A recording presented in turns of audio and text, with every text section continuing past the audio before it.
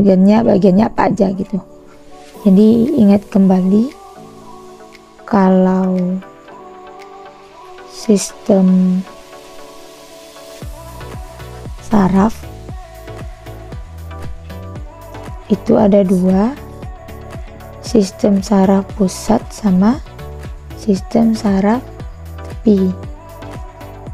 Sistem saraf pusat dua, otak dan sumsum tulang belakang. Kalau SST semua sistem saraf, maksudnya semua saraf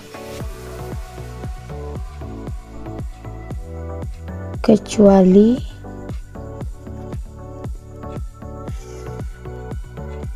otak dan sumsum tulang belakang gitu. Jadi kalau dilihat ya, tubuh kamu itu bagian di saraf di tangan, di badan, di kaki, itu sistem saraf tepi sarafnya. Tapi kalau letak sarafnya di otak, sumsum tulang belakang, maka sistem saraf pusat gitu.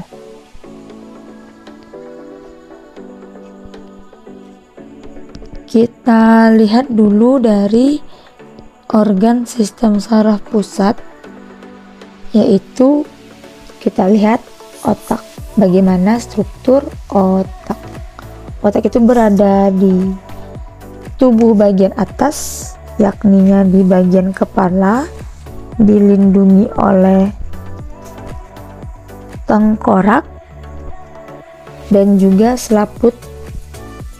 Jadi pelindung sistem saraf pusat itu pelindung, karena otak sumsum tulang belakang kan penting tuh, jadi dia punya pelindungnya berupa tulang dan selaput. Selaputnya namanya meninges. Tulangnya tergantung dari organ. Kalau otak, tulangnya tengkorak.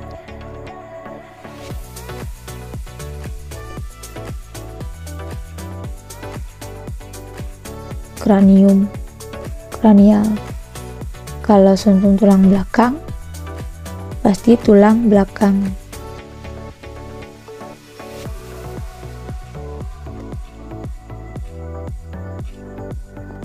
Tulang belakang atau kolumna vertebrae.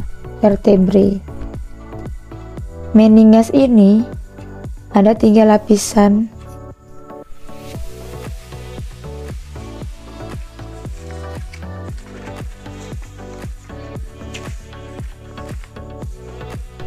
Paling luar itu durameter,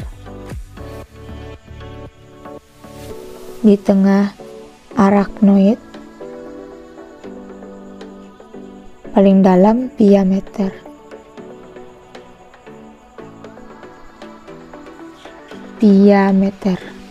Udah paling luar, tengah,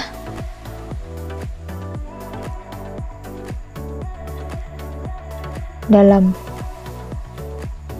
Jadi kalau kita lihat struktur otak ya, misalnya ini otak, ini kan, bagian paling luar kan tengkorak nih, terus bagian yang lapisan satu lagi yang tipis itu durameter.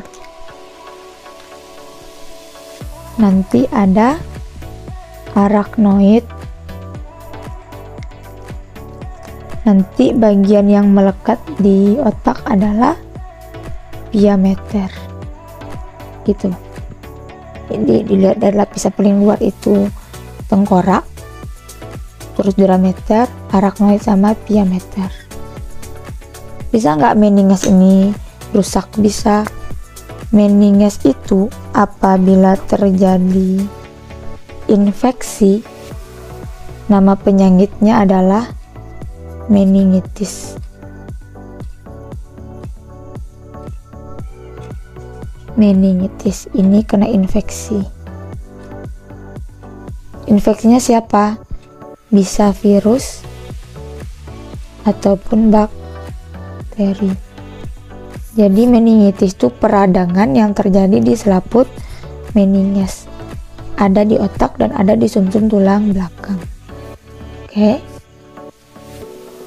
Kita lihat lagi bagian otak. Otak itu saya bagi dari beberapa sumber menjadi 6 bagian. Pertama, yang kuning, otak besar.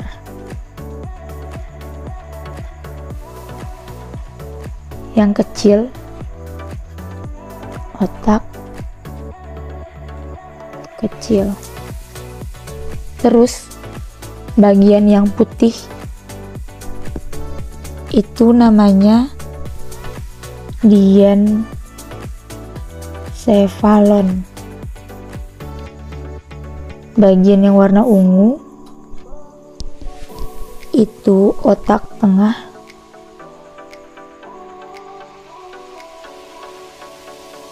Bagian yang biru muda itu pons faroli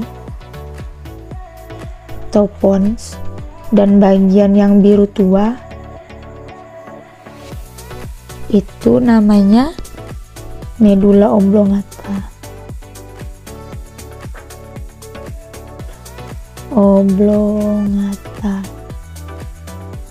Ini apa yang panjang ke bawah? Itu adalah sumsum tulang belakang. Jadi ingat ya, bagian yang panjang ini nanti sumsum tulang belakang. Kan otak kamu kan otak kita itu kan letaknya di bagian kepala, nanti bersambungan dengan tulang belakang. Nah, di bagian di dalam tulang belakang itu ada sumsum yang panjang gitu.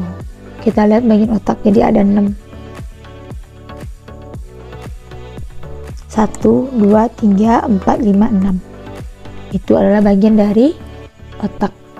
Kita lihat lagi bagian dari otak besar, atau otak besar itu namanya cerebrum. Kalau otak kecil namanya cerebellum nih. Sama ya, otak besar. Kita lihat otak besar. Jadi otak itu sebenarnya kan ada 2 bagian. Bagian kiri sama bagian kanan gitu. Jadi otak sebelah kiri sama kanan. Ini namanya hemisfer, belahan. Kiri dan kanan. Sama kayak tubuh kamu itu ada area kiri sama area kanan. Jadi hemisfernya kiri dan kanan. Kita lihat lagi, di setiap hemisfer belahan itu terdapat 4 area. Ini udah dikasih gambar dikasih warna ya untuk mempermudah. Jadi ada 4 area. 4 area ini namanya lobus. Jadi otak besar terdiri dari 4 lobus. Lobus 1 namanya frontal. Lobus 2 namanya parietal. Lobus 3 ini, lobus 3 temporal. Lobus 4 occipital. Jadi ada 4. Kenapa ada area seperti ini? Karena area setiap bagian dari otak besar memiliki fungsi yang tidak sama gitu. Kalau frontal itu berfokus kepada berpikir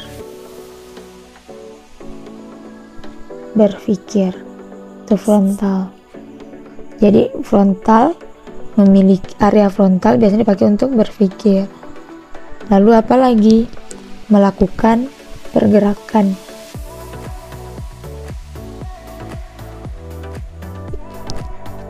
Terus apalagi? Bicara. Jadi pengolahan informasi atau kamu berpikir itu di lobus frontal, letaknya di daerah dahi. Ini dahi. Kamu pegang dahi kamu pegang dahi, maka di area itu adalah frontal. Bagian otak besar yang frontal. Kita lihat parietal. Dia berfungsi untuk pusat indera. Pusat inderanya mengacu kepada sentuhan, berarti kepada indera kulit ya. Misalnya sentuhan di kulit itu apa? Suhu, tekanan, gitu. Terus apalagi inderanya? Rasa, pengecap. Pengecap berarti inderanya di lidah. Terus juga pusat daerah untuk membaca, sama untuk berbicara. Jadi beda fungsi ya, beda area, beda fungsi. Yang pasti parietal itu pusat indera, pengecap. Kalau frontal bicara, berpikir. Parietal juga bisa berpikir, bicara, speech. Lalu temporal.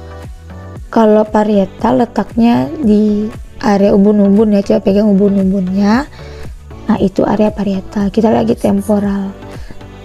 Temporal itu untuk letaknya di dekat telinga, berarti fungsinya untuk pendengaran.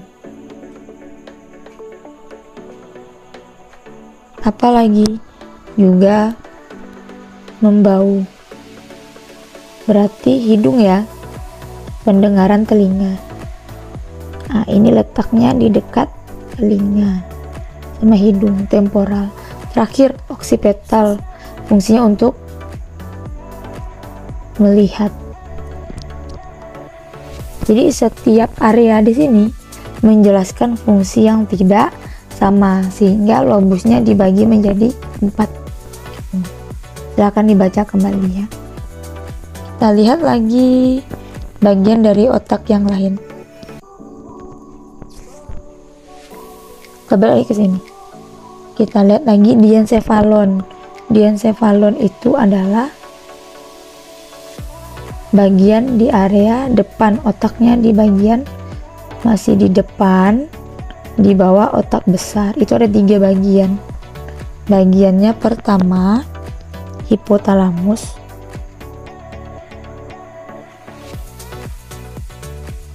talamus,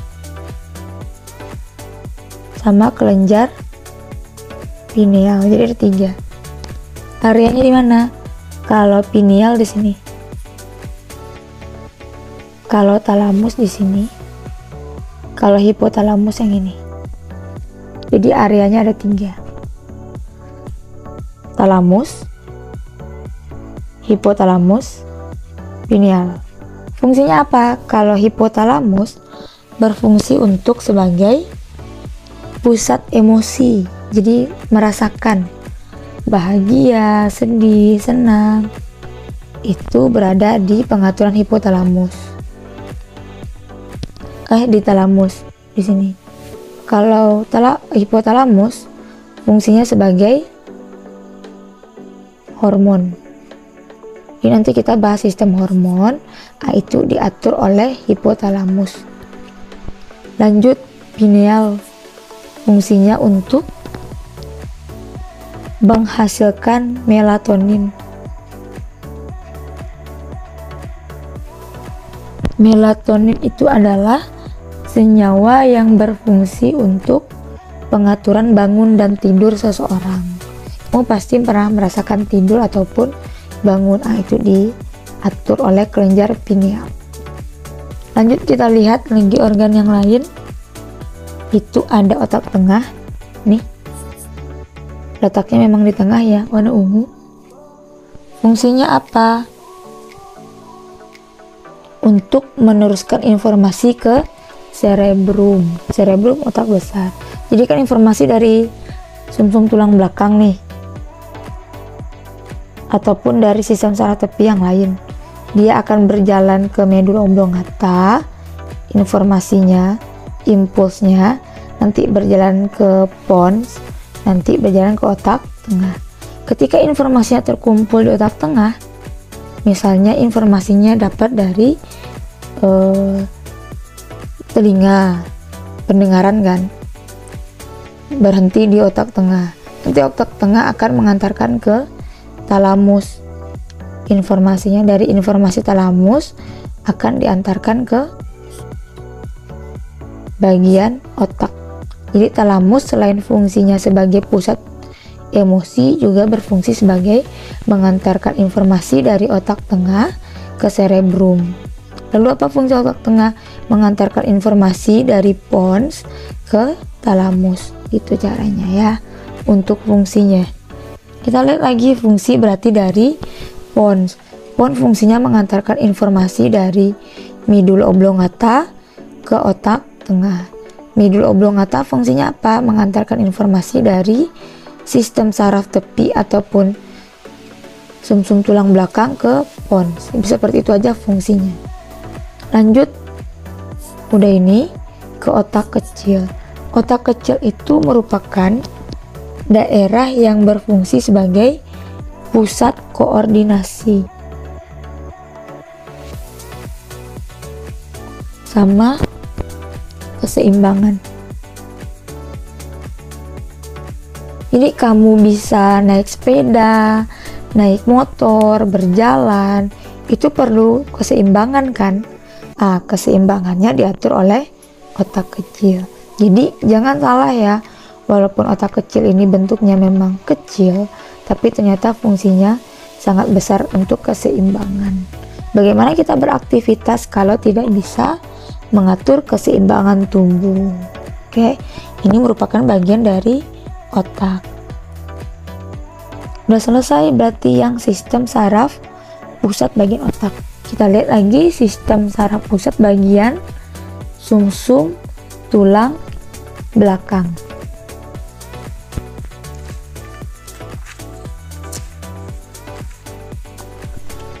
Nih, ini adalah gambar potongan sumsum tulang belakang. Ini yang sumsum tulang belakang. Terus yang besar ini apa? Ini adalah tulang belakang. Tulang belakang. Jadi sumsumnya kecil, dilindungi oleh tulang belakang. Mana yang meninges?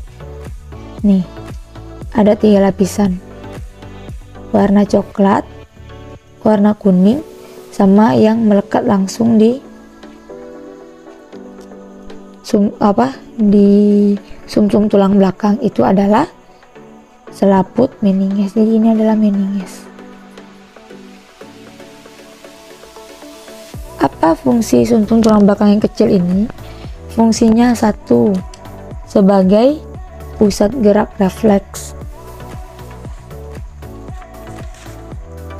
2, tadi fungsinya adalah pusat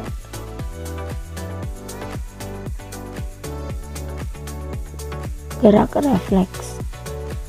2, menghantarkan impuls.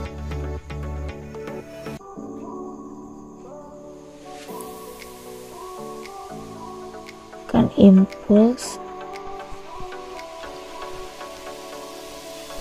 menghantarkan impuls sensorik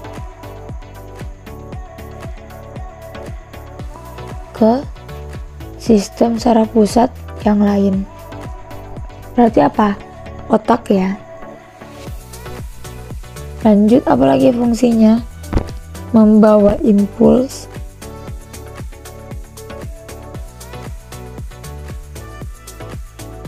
ke efektor.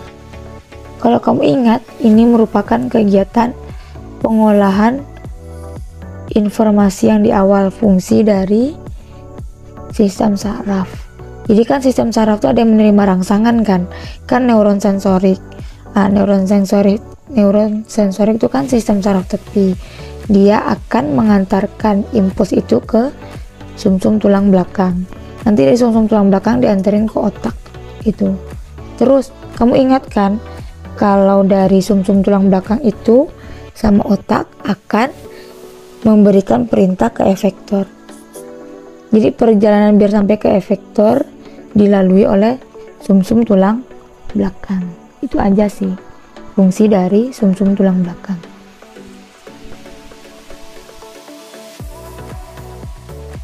Kita lanjut ke sistem saraf tepi. Tadi udah pusat kan, otak sama sumsum tulang belakang. Jadi sistem saraf tepi itu merupakan semua saraf yang berada di tubuh kecuali otak dan sumsum tulang belakang. Kalau berdasarkan jenis,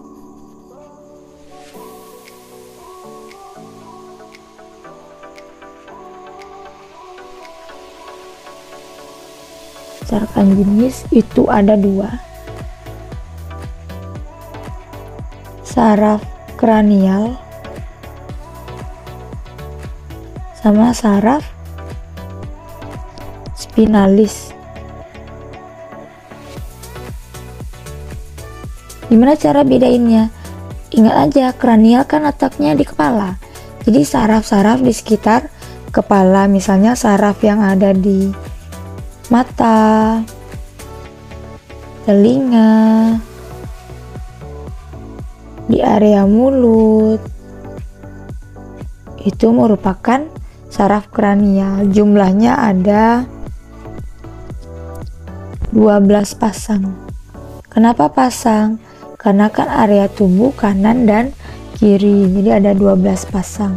Area 12 kiri, 12 kanan. Apalagi spinalis. Ingat, spinalis sumsum tulang belakang itu bahasa latinnya adalah medula spinalis, berarti saraf di sekitar sumsum tulang belakang. Saraf di sekitar sumsum tulang belakang, jumlahnya 31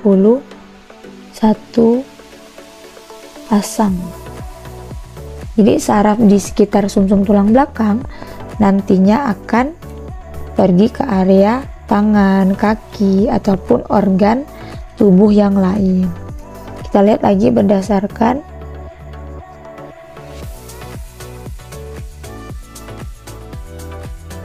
arah impuls. Arah impuls itu juga ada 2, aferen, eferen. Apa itu aferen? Saraf yang menerima rangsangan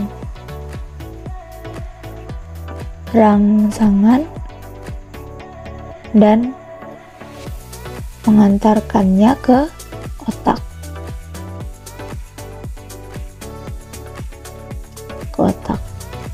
Siapa itu? Adalah neuron sensorik, berarti yang kerja. Gitu. Berarti neuron sensorik atau saraf sensorik. Ingat ya, pengolahan informasi, coba dilihat lagi video yang lalu. Eferen apa? Kebalikannya yang udah kita bahas. Saraf yang mengantarkan informasi atau berupa perintah ke efektor. Neuronnya apa? Motor. Jadi silakan dilihat kembali video yang lalu. Jadi saraf yang di sekitar tubuh kalau fungsinya menerima rangsangan lewat sensor, maka itu adalah aferen, saraf tepinya. Tapi kalau misalnya dia mengantarkan informasi dari otak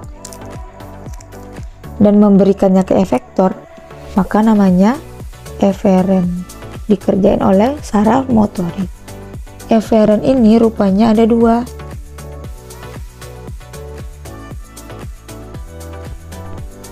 Ada dua. Somatik sama otonom. Apa bedanya? Kalau somatik, ingat ya efektor. Efektor itu adalah organ tubuh yang merespon dari hasil perintah otak dan sumsum tulang belakang. Somatik itu adalah efektornya berupa otot rangka. Kalau otonom, otot polos, otot jantung, apalagi kelenjar.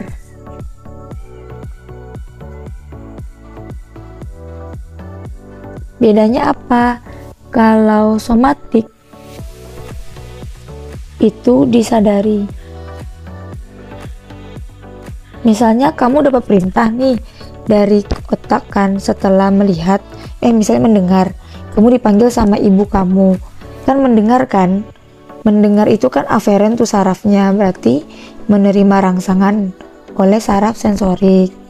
Nah, terus nanti arah impulsnya akan ke efektor. Karena apa? Efektor itu bisa bergerak ketika dapat perintah dari sumsum tulang belakang dan otak. Efektor tuh dua, bagian somatik sama otonom. Misalnya kamu dipanggil, terus kamu mendekati ibu kamu, itu kan disadari kan? Kamu berjalan, maka disadari itu yang bergerak ada otot rangka. Contohnya berjalan berarti otot yang ada di kaki. Apa contohnya yang otonom atau tidak disadari? Contohnya bernafas. Bernafas itu ada nggak kamu pikirkan? Secara sadar enggak kan? Walaupun kamu tidak suruh dia untuk, kan bernafas tuh yang kerja paru-paru kan? Paru-paru.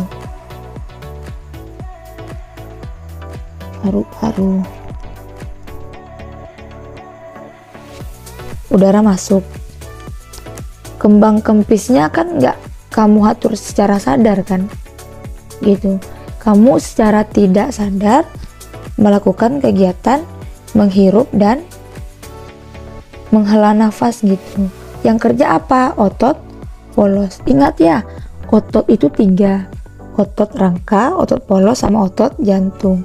Otot rangka adalah otot lurik, otot yang melekat di tulang. Otot polos adalah otot yang melekat di semua organ tubuh di dalam kecuali jantung. Kenapa kecuali jantung? Karena jantung memiliki otot yang khusus, yaitu otot jantung. Contohnya lagi jantung. Jantung itu kan berdegup, dia berkontraksi tiap waktu. Kamu tidak perlu memikirkan atau menyuruh jantung itu berdetak. Tanpa kamu sadari, jantung itu akan terus berdetak, maka kegiatannya adalah otonom. Berarti informasi yang tidak kamu sadari dari otak, yang langsung udah diproses langsung ke efektornya adalah otonom. Jadi bisa ya bedain somatik sama otonom. Somatik sadar, otonom tidak sadar. Ternyata otonom ini terbagi menjadi 2 aktivitas. Aktivitasnya apa? Simpatik sama parasimpatik. Apa sih maksudnya simpatik dan parasimpatik? Jadi mereka nih kerjanya sama nggak sadar. Bedanya, satu bekerja secara satu bekerja untuk peningkatan kewaspadaan, satu lagi bekerja dalam keadaan istirahat atau kamu dalam keadaan mengembalikan energi ataupun mencerna makanan. Jadi parasimpatik yang tidak kamu sadari itu ketika kamu mencerna makanan.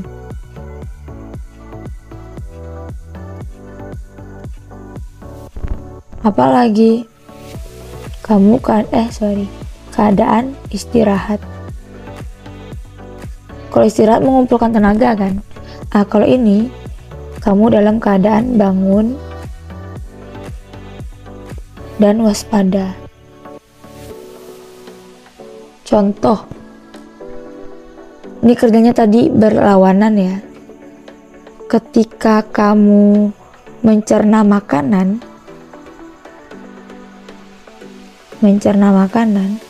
maka kelenjar ludah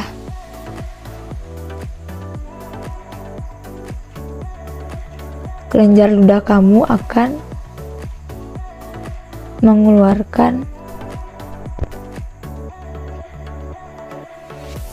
mengeluarkan air liur yang banyak.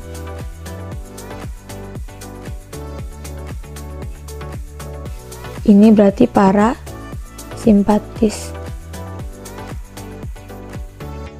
Simpatisnya apa? Kebalikannya, menghambat air liur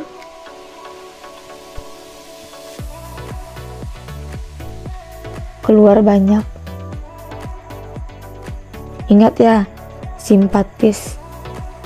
Jadi kerjanya kebalik. Jadi cara mengingatnya adalah ingat salah satu aktivitas. Silakan kamu cari tabel tentang aktivitas simpatis sama parasimpatis. Kalau kamu udah ingat simpatis, kamu akan mudah mengingat parasimpatis. Begitupun sebaliknya. Kalau kamu mengingat parasimpatis, kamu akan mengingat dengan mudah simpatis.